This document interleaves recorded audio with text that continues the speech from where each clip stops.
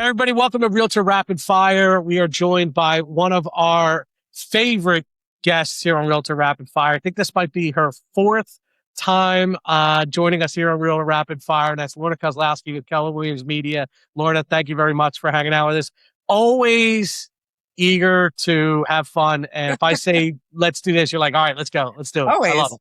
Oh yeah, that's real estate, right? Just jump in head first and let's get it done, right? Absolutely. Well, I'm excited today. We have three, as always, we have two business questions, one fun question. So why don't we jump right into the business question? We're in Q3. As you wrapped up the first half of the year, what's one change that you made in your business in the second half of the year? And what convinced you that it was the right move? What did you learn from the first half that you felt this was the right adjustment for the second? Yeah. So the first half of the year was a little wonky for me personally because I moved, right, from Remax over to Keller Williams, right? And not just that as an agent, a practicing agent, but as a coach, right? So one of the things I notice is anytime you make a move, there's that lull almost, right? Like you have to make that transition. But when I wanted to tell people about the move itself, I wanted to, I could have just put a post up, right? Like, hey, I made a move, right? But I feel like, and this is where I've kind of shifted a little bit when it comes to social media and posting, is I feel the need to tell a story. Okay. I feel like so for a while there, it's been a lot of just listed, just sold, just listed, just sold posts, right? And it's great. You get the word out there and that's fine. But for me, I feel like if you really want to get people to know you, like you, trust you, right? They need to know you as a person. And I feel that telling a story is more important than anything else. So I think that's the shift that I'm making. When you look at the posts that I put up, sure, I'll put a just listed up, right? And there'll be the stationary post, fine, whatever. But I've actually shifted more to video and more to telling a story because I feel that that's going to capture attention for people more. And if I look at my stats on the videos versus the just listed, just sold, the numbers on them are exponentially higher.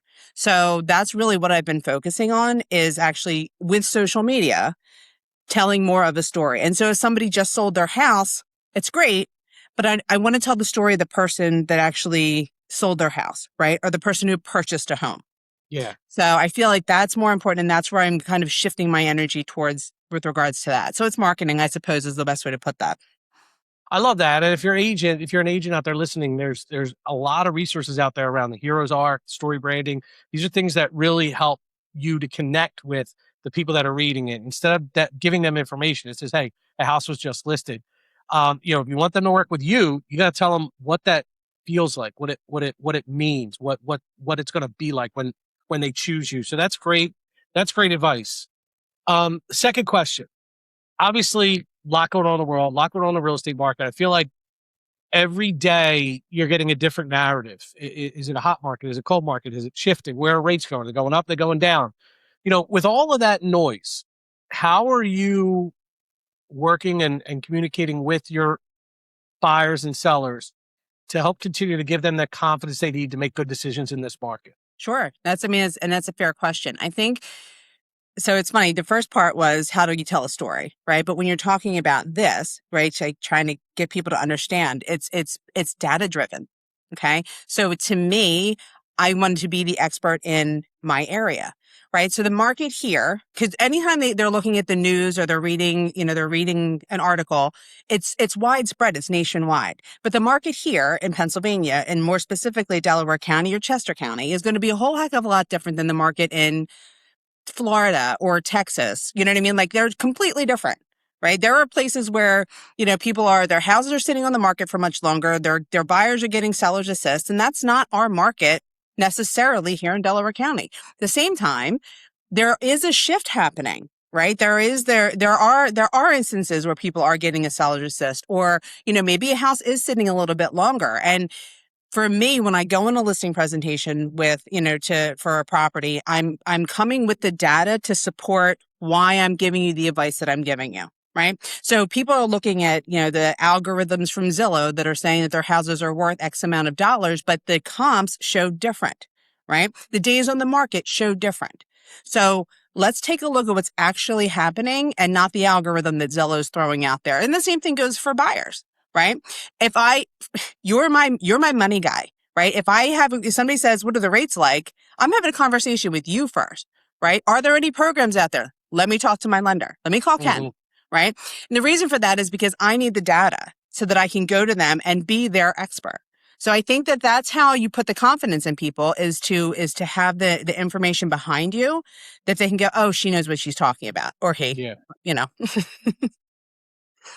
All right. Very good answer. Okay. So last question, and this was fun. And I never, just so anybody know, I never ask what the answer to this question is going to be until we go live. Okay. So this was unexpected or hidden talents. What is one unexpected or hidden talent that you have that most people don't know? Yeah. Actually, in the question, because I got it ahead of time to think about it, one of it was or party trick. I was going to go down that road, but then I remembered the audience, so I did not do that. Anyway, my my hidden talent is I can sew. Like, and I don't mean like buttons on a coat, right? I mean hemming my pants works out well because I'm a whopping like 5'5", 5'6" on a good day, so I can hem my own pants. But get this, okay, so a client you and I both worked with years ago. It was around Halloween time. They were buying their first house, and they wanted their son to have a skunk costume, right? He was a little stinker. He was cute. I mean, we carry him around. He fall asleep.